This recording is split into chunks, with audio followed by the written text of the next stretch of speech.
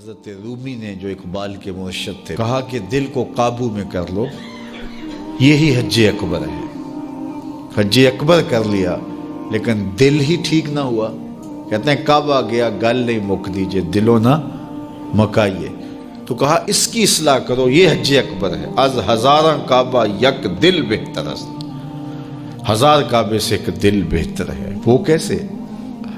اس لیے کہ کعبہ بنگاہ خلیل اطہر است، کعبہ حضرت ابراہیم خلیل کی بنیاد ہے اور دل رب جلیل کی گزرگاہ ہے، اس لیے اس کی پاکیزگی کا سامان کریں، اس کی طہارت کا سامان کریں۔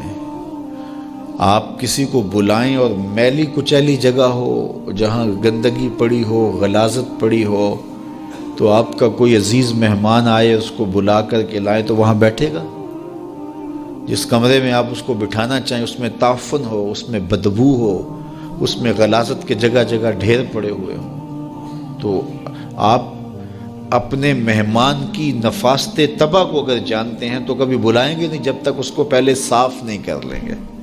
کئی لوگ کہتے ہیں جی ہمارا جی چاہتا ہے کہ آپ کو بلائیں لیکن ابھی ہماری گلی بہت گندی ہے، ہمارے گھر میں ابھی کام ہو رہا ہے، جب کام ہو جائے گا تو پھر ہم آپ کو بلائیں گے۔ ہم شادی اس لیے لیٹ کر رہے ہیں کہ مہمانوں نے آنا ہے تو ابھی ہمارے مسئلے چل رہے ہیں۔ یہ کئی لوگ بائی پاس کی وجہ سے شادیاں روکے ہوئے تھے، وہ کہتے تھے وہ راستہ نہیں ہے۔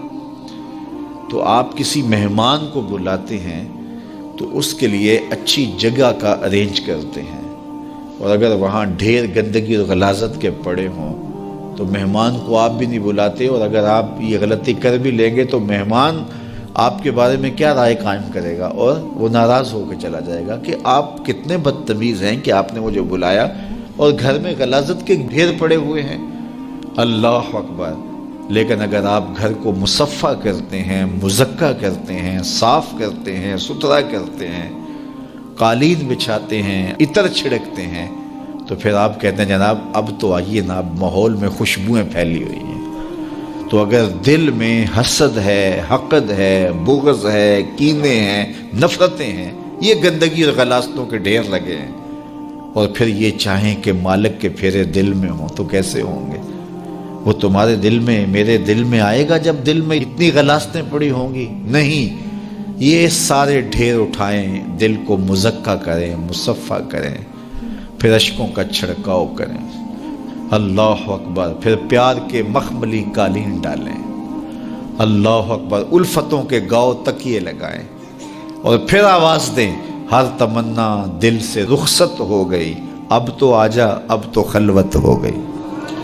پھر محبوب کو بلائیے تو پھر دیکھیے کہ محبوب جلوہ فراز ہوتا ہے کہ نہیں ہوتا۔ ہماری تو توجہ یہ ہے کہ یہ چہرے کے میل کچیل نکلے، بدن کی میل کچیل دور ہو، ہمارے کپڑے بڑے ستھرے ہونے چاہیے، ہمارا تو دھیان اپنے ظاہر پہ نا، لیکن اہل اللہ کا دھیان باطن پہ ہوتا ہے۔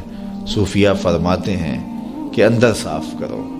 حضرت سلطان باہو بولے، دل کالے نالو منہ کالا چنگا، جے کو یہ رمز پچھانے ہو۔ اگر یہ رمز سمجھ میں آ گئی کہ منہ کالا ہو تو کوئی نہیں، دل کالا نہیں ہونا چاہیے۔ ابو لہب کا کیا معنی ہے؟ شعلے کی طرح چمکتا ہوا چہرہ رکھنے والا، اس کو اسی لیے ابو لہب کہتے ہیں، اس کا چہرہ ایسا چمکدار تھا تو اس وجہ سے اس کو ابو لہب کہتے تھے۔ تو چہرہ اس کا بڑا چمکدار تھا، دل کالا تھا، جہنم کا ایندھن بن گیا، قرآن نے پھٹکار ڈالی۔ اور ایک وہ بھی تھا جس کا دل صاف تھا لیکن بلال کا رنگ کالا تھا، اس کا اندر چٹا تھا، باہر کالا تھا، اللہ اکبر! لیکن وہ تھا کرموں والا، وہ تھا رحمتوں والا، اور حضور علیہ السلام کا متوالا۔